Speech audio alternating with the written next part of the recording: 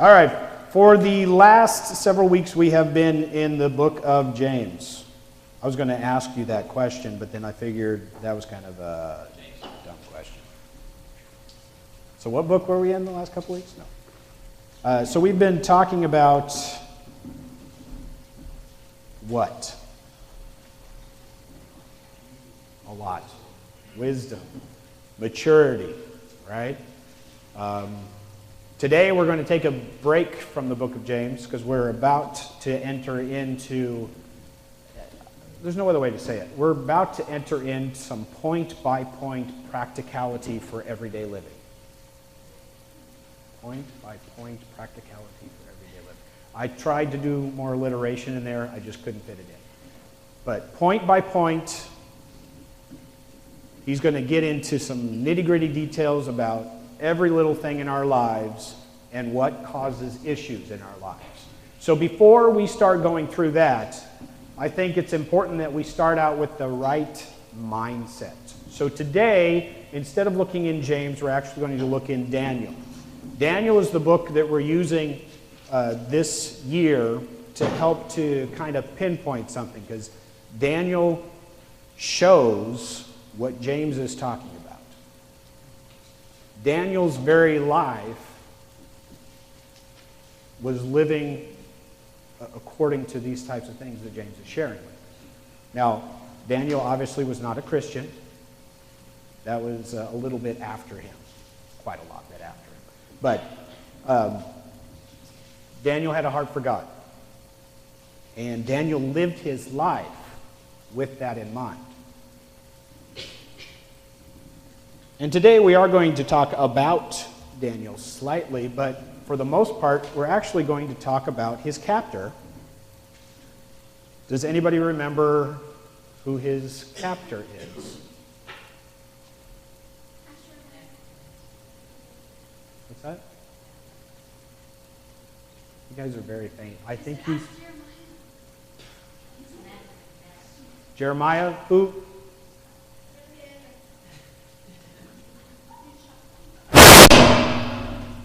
Hallelujah. Very good. So it sounds like we understand who it is. Now, what was interesting about Nebuchadnezzar? Nebuchadnezzar. What was interesting?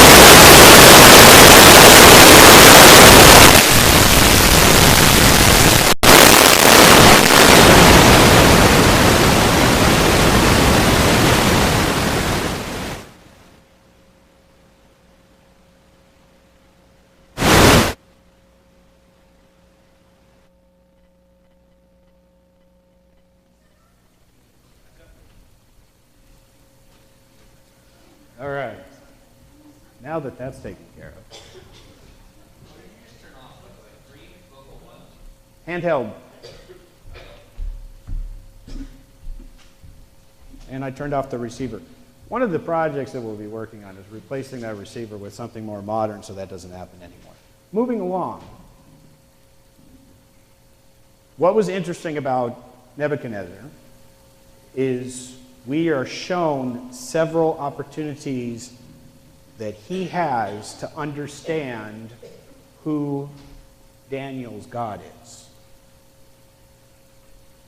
Do any of you remember some of these stories? I mean, they're famous stories. We talk about them all the time. These were some of my favorite stories when I was growing up.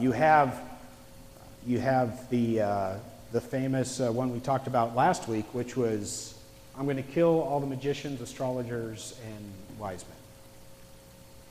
And Daniel's like, wait. What are you looking for here? What needs to be done? And he gets Shadrach, Meshach, and Abednego and says, hey, let's take a look at this. Let's pray to God. And then God gives Daniel the answer, and he goes to the king and he says, hey, knock it off. This is what's going to happen. You might tell I slightly, I may not have read that exactly in context.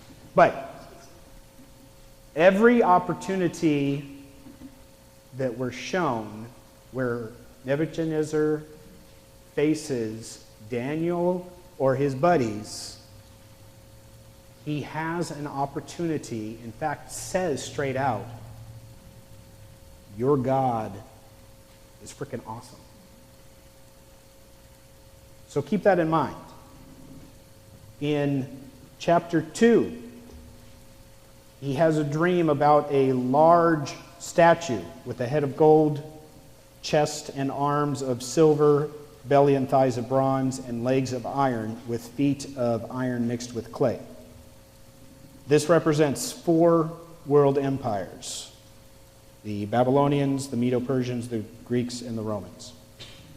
And then that statue, that image, is destroyed by a rock that is not made by men. And Daniel interprets that for him. Then he builds that. That image that he has, he actually builds in his likeness. And he says to everybody in the land in chapter 3, hey, everybody needs to bow down to this. And if you don't, you will be thrown in the fiery furnace. And there were a couple of gentlemen that did not bow. They refused to bow to that image. So he had that furnace heated up, hotter than it had ever been heated up. And he threw them in it. The guards that tossed him into the furnace were burned. But as he looked into the fire, he saw not 3 that he had thrown in, but 4. And they came out unbound and unsinged and unharmed at all. And he gave praise to their God for being totally freaking awesome. So we have one more time here, and we're going to read Daniel 4, where we're given another opportunity to see God at work.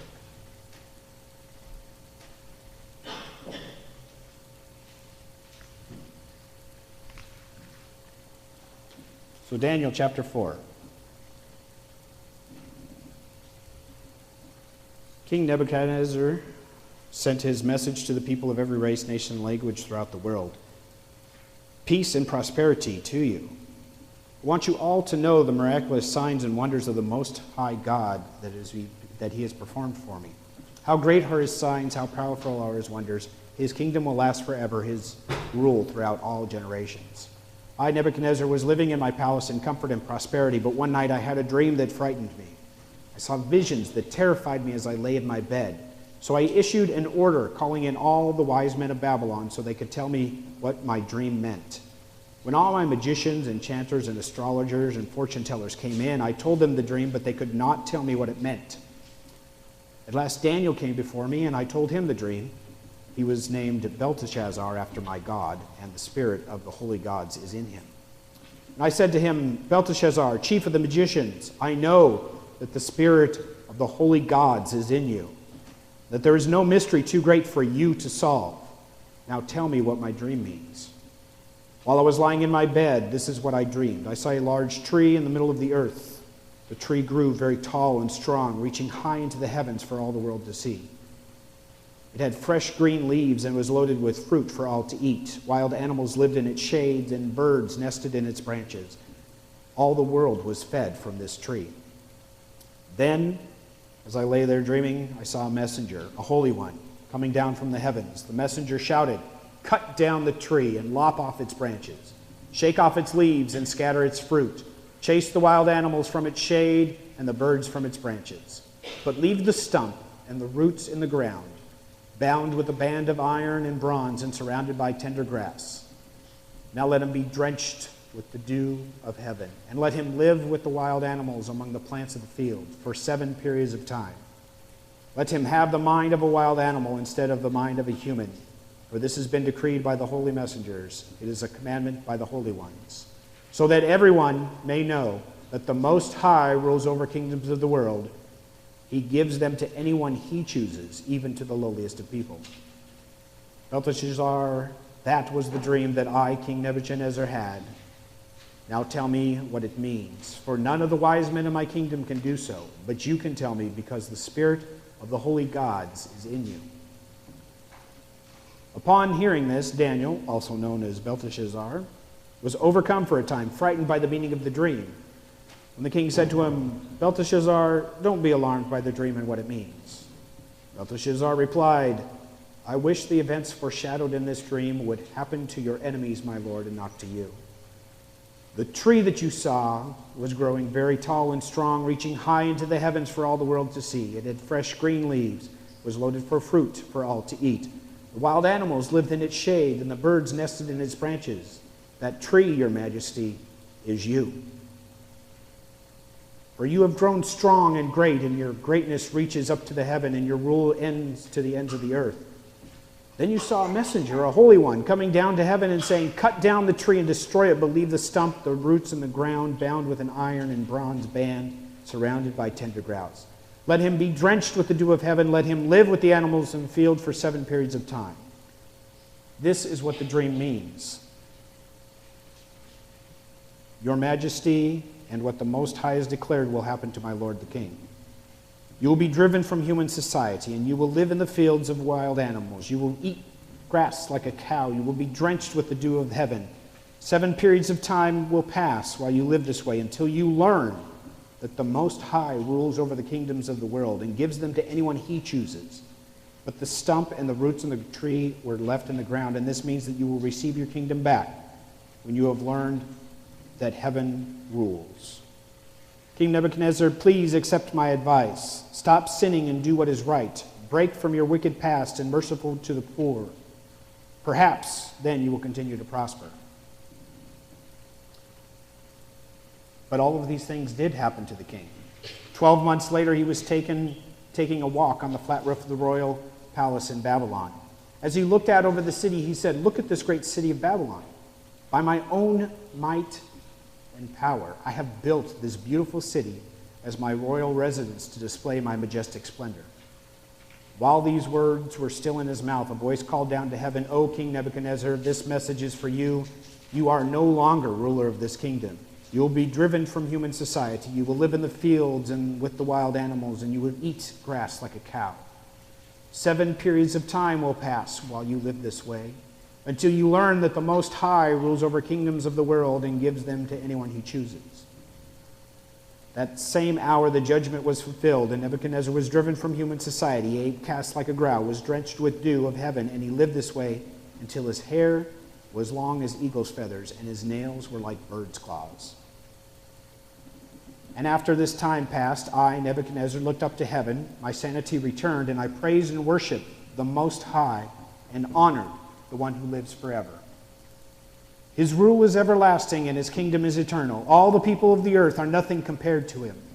He does as he pleases among the angels of the heaven and among the people of the earth. No one can stop him or say to him, "What do you mean by doing these things?" When my sanity returned to me, so did my honor and glory and my kingdom. My advisors and nobles sought me out, and I was restored to the head of my kingdom, with even greater honor than before. Now I, Nebuchadnezzar, praise and glorify and honor the King of heaven. All his acts are just and true, and he was able to humble the proud. Now I know that's a long reading, but it's very important that you understand everything that was said. There was a change that took place from the beginning of that chapter to the end of that chapter. It's a very important one, and I want you to think about it while I talk.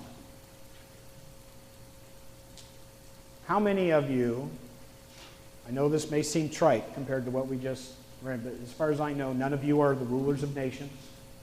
None of you have a kingdom. But we all have a body of work. We all have things that we have accomplished, that we have done, that people look at us and say, "Look, this is what they have done." How many of you, for instance, have a job? How many of you have had a job? When you've had these jobs, they like to do these things on either a biannual or an annual, where they evaluate you, right? So over this past year, James, this is what I've seen you do. Now, for me, it's even worse because I am required to fill out a self-assessment. I am supposed to sit and assess all the wonderful things that I have accomplished at work. I'm really bad at it. But that's because of the perspective that I have. They sit there and they judge who you are, how effective you are in your job, how beneficial it is for you to be in that position by what you have accomplished. And it goes beyond the workplace. Why do people buy fancy houses? It's not because they need 7 bedrooms and 12 bathrooms. Why do people buy expensive sports cars that get you a mile on a tank of gas? Might be slightly exaggerated. Why do people seek the newest, the greatest, the latest? Why do people line up around the block for the newest iPhone? No, seriously, why? Why do people wait online like only a true techie would to purchase the newest Nexus device from Google? Why does everybody want the fastest computer, the sleekest design, the biggest RV, the most motorcycles? These become status symbols of what we have accomplished with our lives. Look at me. I can afford a new Camaro. I am James. These become status symbols of what we have accomplished, what we have done, what we can obtain, how good we are, how great we are. These are the works of our hands. We take pride in the fact that we've been able to accomplish these things. Yesterday, with minimal help, I built a crafting table. I'm James. Right? It will forever stand as a monument to my creativity and strength and design. This is what the world tells me that I should be reveling in. Look at what I've done. All of these things. I'm awesome. Yay! That's as equivalent as I can come to being a ruler of an entire empire. But we have people on TV that have that same type of attitude. Entire countries are run by one person who has a thirst for power. The most popular one right now, well, it's kind of a toss-up between North Korea and Russia. Russia's getting back up there. It used to be high on the list. Now it dropped back down, so it's okay, but it's getting up there again. You have little countries that are run by one person who wants all the power. Cuba, anybody? You see this over and over again all around the world. So there are people in this day and age that build empires, monuments to themselves. And it's not for the betterment of the people, because if it was, everybody would be prospering under that. It's because innately in humanity there is a need to point to that and say, mine. These are my accomplishments. I have built this. I have done this. Now, don't get me wrong, I'm not saying that you shouldn't take pride in your work. I am very pleased with the way that table worked out. I think it's going to be very handy, it's going to be useful. But I will never take it and say, look, I can do all things because I built that table. Because quite honestly, I built that table, but I cut my hand here, here, blood blister here, cut my hand here. There was a lot of trials that went into that. Think of the many opportunities that you've had to be able to point out all the things, all the toys that you have, all the things that you've accomplished in your lives. And think about the perspective that that takes. Now push that and pretend that you're the ruler of the Babylonian Empire. All of those things that you're proud of, that you've accomplished, that you've gained control of, those are your empire, the Babylonian Empire. Now imagine this young, wise kid comes along and starts answering all your questions because you can't figure it out. And he doesn't take honor for himself. he's quick to point out, hey, God is the one that interprets these dreams. God is the one that told me what your dream was so I could share it with you.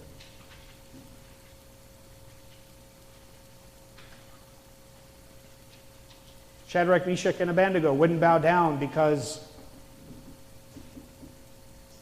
God. Right?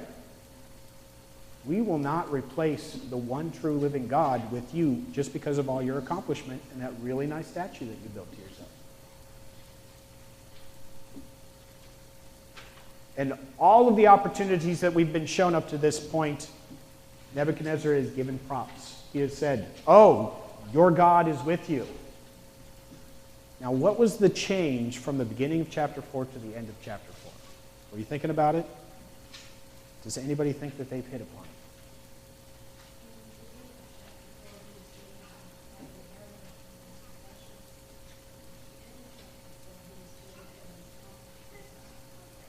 While very true, it's not exactly what I'm looking for. Think change in verbiage. The beginning, it was all about your God is the highest of the gods. Highest of the heavenly hosts. He is one of the great gods. It was all plural. It was all lowercase gods. Though he saw the benefit of Daniel, Shadrach, Meshach, and Abednego's God, it was just another God. At the end of the chapter is very specific that this is a God like no other. This is the one true God, above the heavenly host, above the angels, above all the people of the world. No one can question him. So there's a change of heart. Now, hopefully, none of you have to be totally stripped of everything that you have.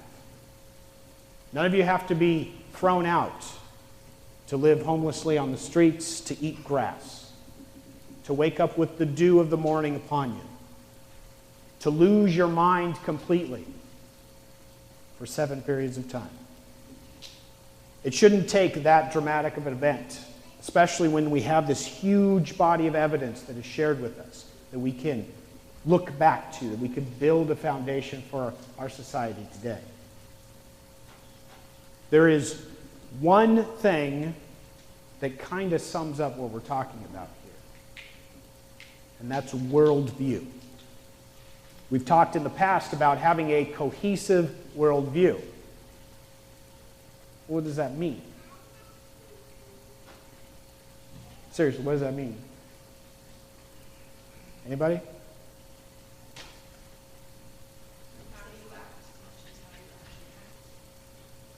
How you say you act matches how you actually act.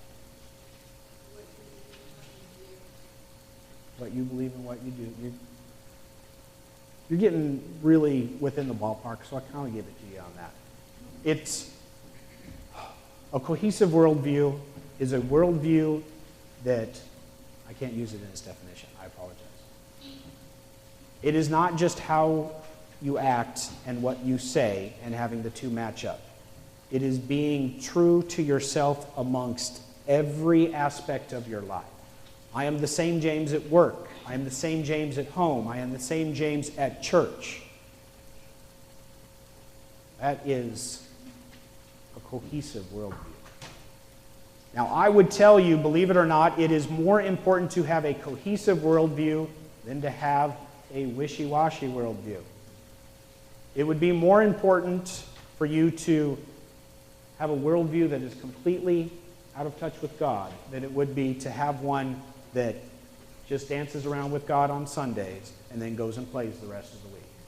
Because you are lukewarm and you will be spit out of his mouth. It is much better for you to have a worldview that is based and focused upon the one true living God. You see, at the end of chapter 4, when his sanity has returned, the king's worldview had changed. Suddenly, it wasn't, I will sing praises to your God's name because he protected you from fire. I will sing praises to your God's name because he interpreted my dream and saved me some troubles. It was now an understanding that I will sing praises to the God, knowing that no one can question him, that he is all-powerful on heaven and earth. A cohesive worldview. So while it is good to take pride in your work, to work your best to accomplish these things, it is more important to understand that you are able to do those things because of the gifts that God has given you. I can build a craft table and barely cut myself because God has given me the tools and the understanding to do that. I can do well at my job because God has given me the ability. In fact, God gave me the job. It's not like I woke up one day and said, I want to work for the IRS in customer service. But as you've heard before, I was without a job. As a family man with 2 children at the time, to be unemployed for any period of time is a scary proposition. Because the world had taught me that if I want to be a productive member of society, I have to have a job and I have to take care of those things that I promised to take care of. Now, while that was good, it didn't go far enough.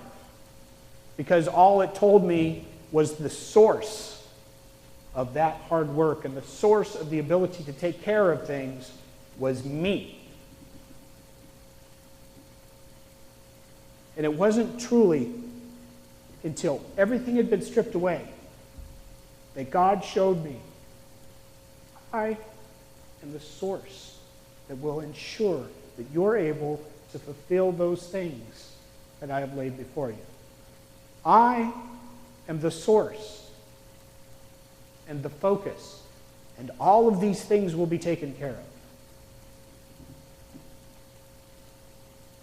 And then for some reason, he sent me to the IRS. And one of these days, I would really like to know why. Because he has sent me there for a purpose. He has sent me there for a task. There is something I'm supposed to accomplish there. And right now, no matter how much I pray, no matter how much I think about it, I haven't yet discovered what it is. And it's one of those things that just nags in the back of my mind and drives me nuts. I know that it helps to support my family, and it helps to support our ministries here. But there's somebody I'm supposed to talk to. There's somebody I'm supposed to touch. That's all that I really know about it. But praise God, with focus on him and operating appropriately as I need to, regardless of where I am, at church, at work, or at home, being true to what I know God's word to be, being true to him, that person will be reached. That task will be accomplished. So what is your worldview? What are those things that you're proud of that you've accomplished? What is the source that drives you? Where do you look for to sustain yourself? And lastly, has anybody ever tasted grass? Yeah, right? Think about those things. Have this discussion. As we go next week into James and we talk about those nitty-gritty things, as we talk about each and every point, it is important to understand what your focus is, where you draw that maturity and wisdom from, and what your understanding and worldview is. So please go and discuss.